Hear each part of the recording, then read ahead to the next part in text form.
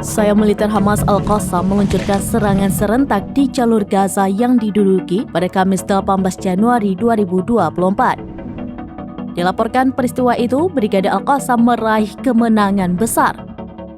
Sebanyak 10 tank dan 40 tentara Zionis dilaporkan tewas mengenaskan akibat serangan tersebut. Dilansir dari Tribunnews.com, serangan serentak itu dilakukan Brigade Al-Qassam di sejumlah titik di jalur Gaza pada Kamis 18 Januari. Brigade Al-Qassam mengaku menargetkan lebih dari 40 tentara Zionis dalam operasi tersebut. Selain itu, 10 kendaraan militer Israel termasuk tank dan pengangkut pasukan juga menjadi sasaran. Dalam operasi tersebut, Al-Qassam mengaku menjebak 30 tentara dengan menggiring mereka ke sebuah rumah di timur kota Khan Yunis. Setelah puluhan tentara masuk, rumah tersebut diledakkan hingga menimbun pasukan Zionis tersebut. Al-Qassam juga menargetkan pasukan Zionis di satu rumah lainnya dengan peluru anti benteng. Serangan itu pun membuat 5 tentara IDF tewas di tempat.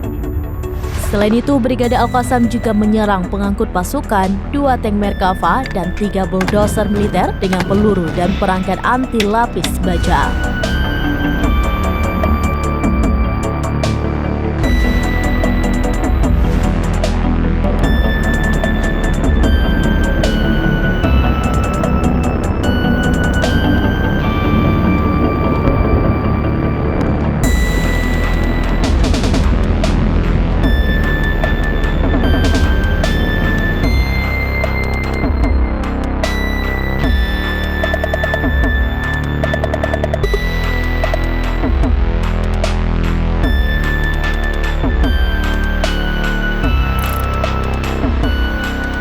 Download Tribun X sekarang, menghadirkan lokal menjadi Indonesia.